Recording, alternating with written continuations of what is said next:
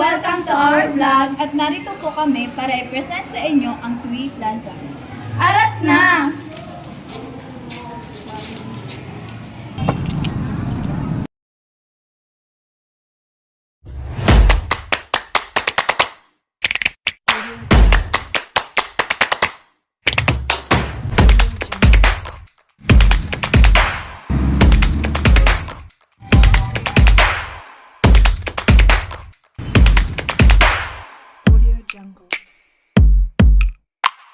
Luis Town Plaza, built in 1880 by Perugino Templado, underwent several transformations over the years.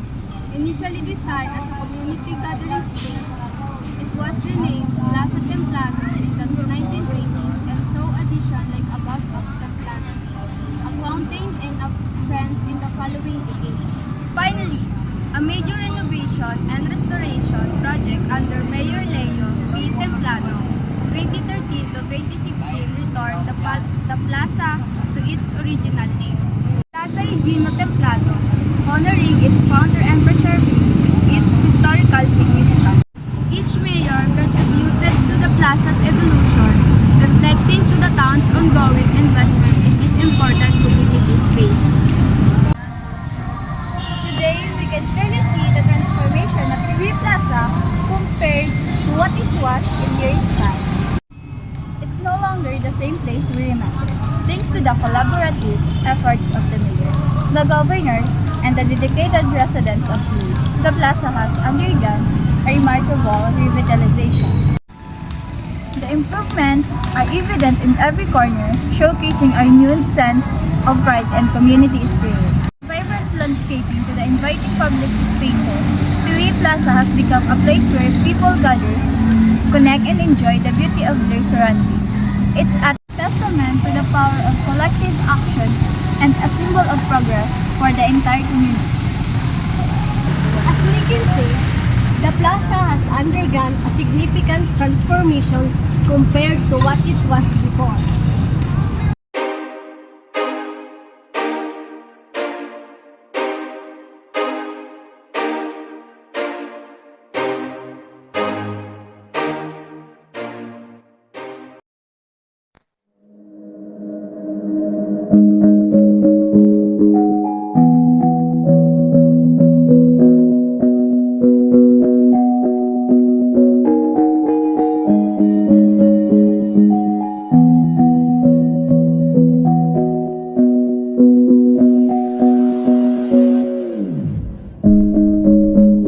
I've been painting every fence I know, every color pleasing to the same.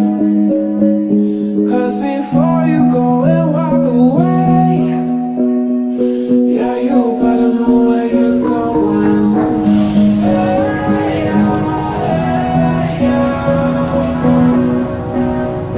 you're a wanderer just like me.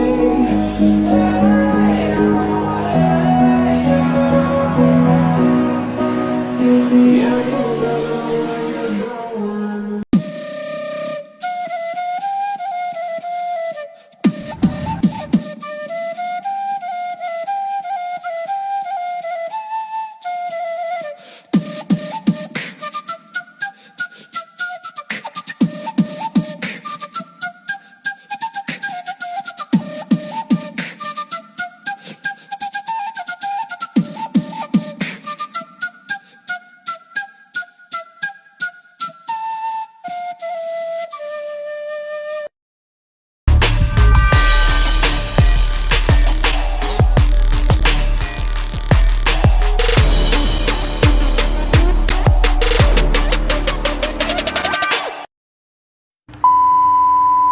It was renamed